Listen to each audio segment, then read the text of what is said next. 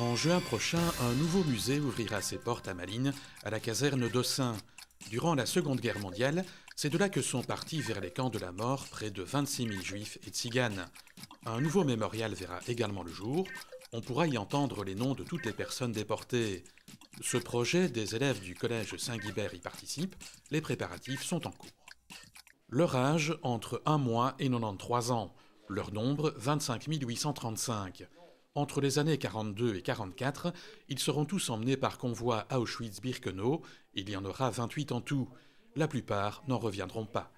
D'ici quelques mois, les visiteurs du mémorial de Malines pourront entendre leur nom, leur prénom et leur âge.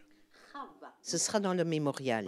Donc là où il y avait notre petit musée, musée juif de la déportation et de la résistance, ce petit musée va devenir un mémorial. Et là, il y aura une salle où on va entendre tous les noms. Menzer Etelka, Kaufmann Isaac, Kram Kinal Nira, Nisha. Pour arriver à ce résultat, de nombreux élèves francophones, néerlandophones ou anglophones vont donc prêter leur voix. Au collège Saint-Guibert à Gembloux, ils sont plusieurs dizaines à se préparer à l'enregistrement sous les conseils avisés de Betty Swab.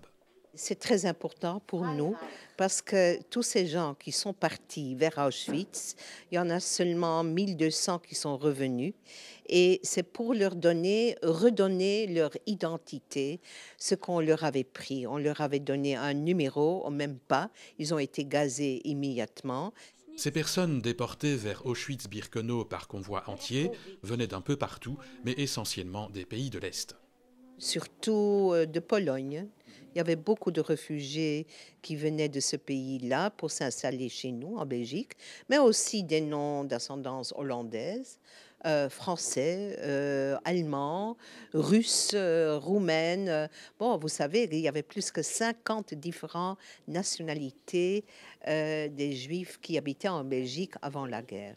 À côté des visites au fort de Brendonck ou des rencontres avec Paul Sobol, un rescapé d'Auschwitz-Birkenau, Eric Lauwers, professeur d'histoire, voulait aussi maintenir un lien avec le musée de Malines pendant son réaménagement, un lieu qui ne peut être visité pour le moment.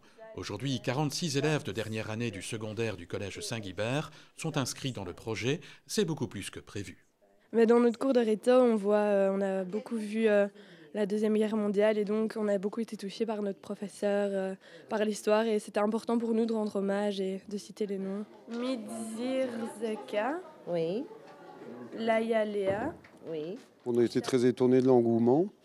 Je pense qu'il y a certainement cette envie de leur part de participer à la transmission de la mémoire. Comme notre génération y est confrontée et comme la leur va y être, puisque les derniers témoins sont en passe de disparaître. Mais je crois que l'expérience qu'on a avec eux nous permettra d'un petit peu mieux creuser le fond de leur démarche. Les enregistrements de voix seront clôturés en mars à Malines. Le nouveau musée et le mémorial ouvriront leurs portes en juin prochain.